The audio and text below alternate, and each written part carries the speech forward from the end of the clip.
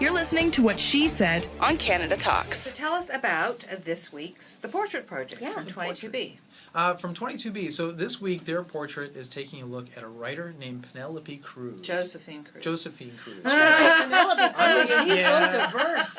Well, I gotta tell you, attractive women. It's in my head, and Josephine's definitely one.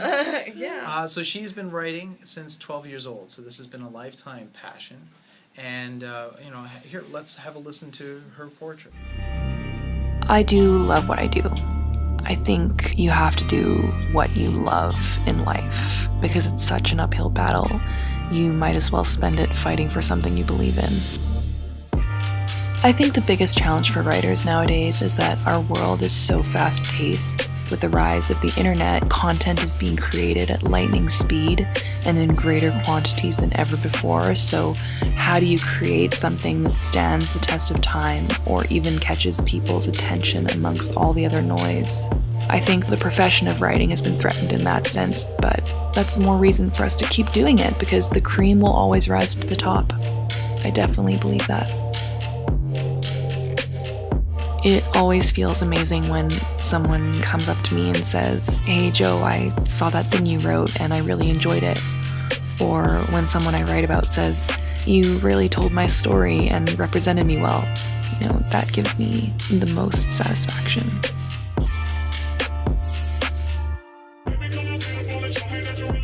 I've had a lot of discouraging moments in my career, I'm not gonna lie. I've worked on projects for hundreds of hours for them to never see the light of day. I've been told no many times. And then there's been bigger sacrifices too. Relationships, love. But those are the things I'm fighting for. They drive me to succeed because I don't ever want those sacrifices to have been in vain. I'm a total feminist, and I've always believed that there's nothing I can't do because of the clothes I wear or the body parts I have. And, while many industries, including publishing, are still an old boys club in a lot of ways, I just approach it with the belief in my heart that we're all equal. The best piece of advice I could give is to live authentically and truthfully.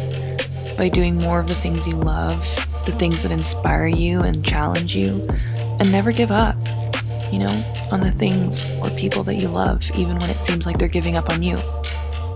If you reach hard and long enough for your dreams, I truly believe they eventually are going to reach back.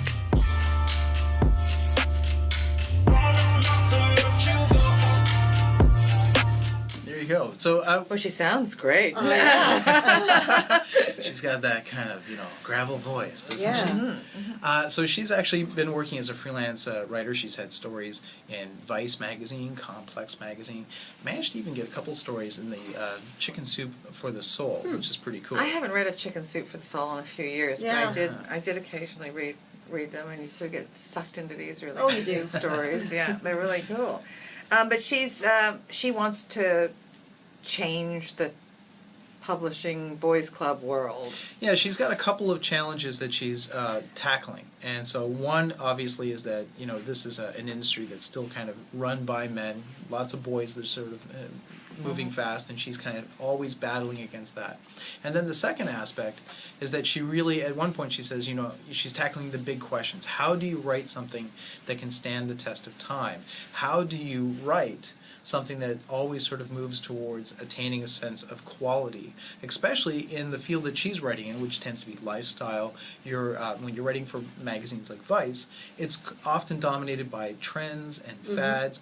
How do you do that? And so it's interesting that she takes her camera with her to some of her assignments, so you can kind of see the content she has to then turn around and craft into these pieces that she can feel comfortable signing her name to. Okay, because that's what I was going to ask, because the Portrait Project is all about giving these creative women the camera and them turning it on themselves. And I'm thinking, well, writing can be a pretty solitary. How exciting is this one going to be? Well, no, and she goes off on a lot of cool adventures. You see her, frolicking with friends at a beach and going swimming. There's a great, almost like canyon adventure. And she takes the selfie stick, and you can kind of get the beautiful perspective of the landscape around her. But my favorite shot is actually a very simple one, where she points the camera at her screen, that horrible blank screen that every writer has to face, and sits there and just simply types, "My name is Josephine Cruz, and I have writer's block."